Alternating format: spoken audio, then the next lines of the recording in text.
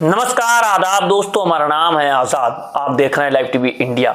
दोस्तों, प्रशांत भूषण ने टिप्पणी करते हुए क्या कह दिया न्यायालय के भीतर कि जिस तरीके से एसआईआर हो रहा है यह अभूतपूर्व है, और इस तरह की बातें कहीं, इस तरह से उनको आईना दिखाया और इस तरह की टिप्पणियां कर दी कि न्यायाधीश को कहना पड़ा कि आप अपनी सीमाओं में रहें, इस तरह की बातें ना करें। आपको दिखाऊंगा कि आखिर वो क्या बात हो गई एसआईआर को लेकर के सुप्रीम कोर्ट में, क्यों सुप्रीम कोर्ट के भीतर इस तरह की बातें करनी पड़ी, जमीन के मुद्दे उठाने पड़े, जमीन में जो कहा जाता है वो तक कहना पड़ गया प्रशांत भूषण को।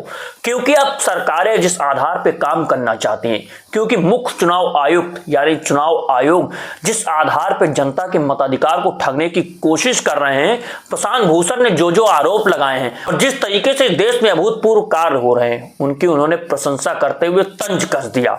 उसको लेकर के न्यायाधीश ने क्या कहा ये भी आपको दिखाऊंगा। आपको ये मुद्दा भी समझना होगा कि आखिर सुप्रीम कोर्ट में बहस क्यों चल रही है, बहस क्यों चल रही है चुनाव आयोग को लेकर के, बहस क्यों चल रही है वोट के अधिकार को लेकर के। आप सोचिए कि आजादी के इतने वर्षों के बाद आज हमको सुप्रीम कोर्ट में बहस करनी पड़ रही है कि हमारा मताधिकार बचेगा कि नहीं बचेगा, जनता के पास मताधिकार होगा कि नहीं होगा, किन लोगों के मताधिकार को ठगने की कोशिश की जा रही है। आप सोचिए कि हमारा लोकतंत्र किस दिशा में जा रहा है, हमारे सुप्रीम कोर्ट से किस तरह के फैसले आ रहे हैं। इन सारी चीजों पर नजर बना करके रखिए और सरकारें और सरकारी संस्थाएं और आयोग किस तरह से आपके साथ काम करना चाहते हैं और आपको एक लाइन में खड़ा कर देना चाहते हैं। देश का दुर्भाग्य है कि देश की बड़ी बड़ी सत्ता में रहने वाले नेता और सत्ता में जो रह चुके हैं वो लोग देश की जनता को नागरिक नहीं प्रजा बनाने की कोशिश करते हैं। वो चाहते हैं कि आप सवाल ना करें, जो कुछ भी थोप दिया जाए आप उसको स्वीकार कर लें। लेकिन कुछ लोग हैं जो सवाल उठाते हैं, कुछ लोग हैं जो सवाल करते हैं और कहते हैं कि ये लोकतंत्र के खिलाफ है और कहते हैं कि देश के संविधान के खिलाफ है और इस तरह से देश की जनता के मताधिकारों को ठगने की कोशिश की जाएगी। तो हम सुप्रीम कोर्ट तक भी अपनी आवाज उठाएंगे, जनता के बीच में भी जाएंगे, अपनी आवाज उठाएंगे, ये समझने की कोशिश करते हैं कि आखिर ये मुद्दा क्या है। क्योंकि उच्चतम न्यायालय को मंगलवार को अवगत कराया कि विभिन्न राज्यों में मतदाता सूची के विशेष गहन पुनरीक्षण यानी एसआईआर के लिए निर्वाचन आयोग द्वारा तेजी से शहरीकरण और लगातार प्रवास जैसे दिए गए कारण टिकाऊ नहीं है और किसी भी निर्वाचन क्षेत्र की मतदाता सूची में संशोधन करने का उसका अधिकार पूरे देश के भारत ऐसा करने का अधिकार नहीं देता है। सुनवाई के अंतिम क्षण में पीठ ने वकील प्रशांत भूषण की उस दलील पर कड़ा संज्ञान लिया जो उन्होंने आयोग को निरंकुश बताया था। प्रधान न्यायाधीश सूर्यकांत और न्यायमूर्ति जामल्या बागची की पीठ के समकक्ष याचिकाकर्ताओं में से एक ओर से पेश वरिष्ठ अधिवक्ता अभिषेक सिंघवी ने ये मजबूत दलीलें पेश की। पीठ ने कई राज्यों के निर्वाचन आयोग द्वारा मतदाता सूची में चल रहे गहन पुनरीक्षण की वैधता को चुनौती देने वाली याचिकाओं पर लगातार तीसरे दिन सुनवाई जारी रखी। सिंघवी ने कहा, यदि कारण समान है तो उनका तार्किक संबंध होना चाहिए। शहरीकरण कई वर्षों से चल रहा है, कोई क्षेत्र कब ग्रामीण में शहरी से शहरी और शहरी से पूरी तरह शहरी हो जाता है। तेज शहरीकरण यानी एसआईआर के लिए कोई आधार नहीं हो सकता। भूषण ने एसआईआर के खिलाफ अभूतपूर्व फैसले बताते हुए कहा, मतदाता पहली बार मतदाता सूची के एकदम नीचे तैयार की जा रही है और ये एक नए सिरे से शुरू की गई तैयारी, वह सिर्फ संशोधन नहीं है। इस तरह की बातें हुई। उन्होंने इस प्रक्रिया में जल्दबाजी पर उठाए सवाल, जमीनी कर्मचारियों के दबाव को 30 बेरों द्वारा आत्महत्या हो गई, इस खबर को भी जोड़ा। उन्होंने मीडिया की हड़ताल के हवाला दिया जिसमें बताया गया कि एसआईआर के बाद ही 5 लाख से ज्यादा डुप्लीकेट मतदाता बचे हुए। उन्होंने कहा कि कई लोग मानते हैं कि आयोग तानाशाह की तरह काम कर रहा है। प्रधान न्यायाधीश ने हमें व्यापक बयान नहीं देने चाहिए जो दलील में शामिल नहीं है, कृपया खुद को दलीलों तक सीमित रखें। सिंघवी के नियमों का हवाला देते हुए कहा कि निर्वाचन आयोग को विशेष संशोधन करने का अधिकार है और इससे भी प्रत्येक निर्वाचन क्षेत्र के विशिष्ट कारण ऐप होती है। उन्होंने कहा कि संबंधित नियमों में वर्णित किसी भी निर्वाचन क्षेत्र की व्याख्या लापरवाही से नहीं की जानी चाहिए और उसका अर्थ है सभी निर्वाचन क्षेत्र तो कतई नहीं होना चाहिए।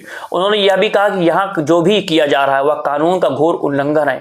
सिंघवी ने आगे कहा कि केवल प्रशासनिक सुविधा का गहन संशोधन लागू किया जाना चाहिए। वकील अश्विनी उपाध्याय ने पश्चिम बंगाल के ब्लॉक स्तर के अधिकारियों पर कथित हमलों और उन अदालतों पर ध्यान आकर्षित किया। प्रधान न्यायाधीश ने कहा, अधिकारी इसका ध्यान रखें, चिंता न करें। गुरुवार की पीठ 4 दिसंबर को सुनवाई फिर से शुरू की जाएगी।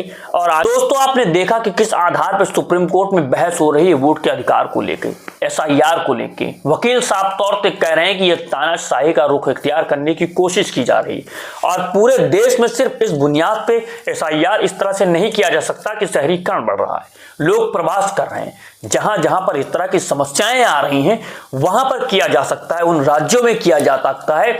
आप एक आधार को बना करके पूरे देश को उस माला में पिरोने की अगर कोशिश करेंगे, आयोग अगर इस तरह की कोशिश करेगा तो उसको तानाशाह बोला जाएगा। इन सारी मुद्दों को उठाया गया सुप्रीम कोर्ट के भीतर, ये सारी बातें कही गई और कुछ चुभने वाली बातें कहीं तो तंज कसे गए।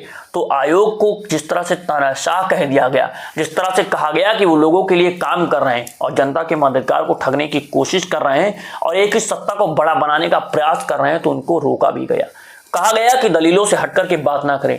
लेकिन जनाब आप ये भी तो देखिए कि ये जनता की बातें हैं, ये जनता के बीच से आ रही हैं, क्योंकि जनता नारा लगा रही है वोट चोर गद्दी छोड़, और आयोग के ऊपर लोगों को अब भरोसा नहीं हो पा रहा है। आखिर क्या ये वजह है कि लोग कह रहे हैं कि आयोग मिलकर के चोरी कर रहा है? इन सारी चीजों को समझिए। और ये इस तरह के जो आरोप विपक्षी पार्टियों के ऊपर से लगाए जा रहे हैं, जो जनता के बीच से नारे निकल करके आ रहे हैं, कई जगहों पर अलग अलग नारे सुनाई देते हैं, इन सभी चीजों पर आप नजरें बना करके रखिए, देखिए और समझिए कि अगर आपके वोट के अधिकार को, आपके संवैधानिक अधिकार को कोई भी संस्था ठगने की कोशिश करती है, कोई भी नेता आपको एक लाइन में ला करके खड़ा कर देना चाहता है कि वो आप सिर्फ उसके चेहरे पर वोट दें, आप अपने मुद्दों को जमीनी स्तर से गायब कर दे, तो आप सचेत हो जाइए, क्योंकि फिर ये लोकतंत्र नहीं रह जाएगा, ये तब्दील हो जाएगा प्रजातंत्र में। और प्रजातंत्र में प्रजा को कोई अधिकार नहीं होता है, क्योंकि आपको अधिकार मिले क्योंकि देश में लोकतंत्र है। देश में लोकतंत्र इसलिए संविधान लागू हुआ है। संविधान लागू हुआ है तो आपको कई सारे अधिकार मिले। अपने अनुच्छेदों को पढ़िए और समझिए कि जो अधिकार आपको मिले वो आसानी से नहीं मिले, इनके लिए एक लंबी लड़ाई आपके पूर्वजों को लड़नी पड़ी है। अगर आप उस लड़ाई को नहीं लड़ेंगे, अगर आप अपने अधिकारों की बात नहीं करेंगे, तो इन अधिकारों को धीरे धीरे समाप्त कर दिया जाएगा। इसी तरह मूक दर्शक बने रहेंगे आप, इन सारी चीजों को देखते रहेंगे। गोदी मीडिया में यानी मेन स्ट्रीम मीडिया में आपकी आवाज तो उठाई नहीं जाती है, आपके मुद्दे तो उठाए नहीं जाते हैं। और अगर आप चाहते हैं कि इस तरह की वीडियो, इस तरह के मुद्दे, जनता की बात जनता तक, आप तक हम पहुंचाते रहें, तो लाइव टीवी इंडिया को सब्सक्राइब कीजिए, वीडियो को ज्यादा से ज्यादा शेयर कीजिए। मिलता हूं आपसे अगली वीडियो में। नमस्कार, जय हिंद, जय भारत, जय संविधान।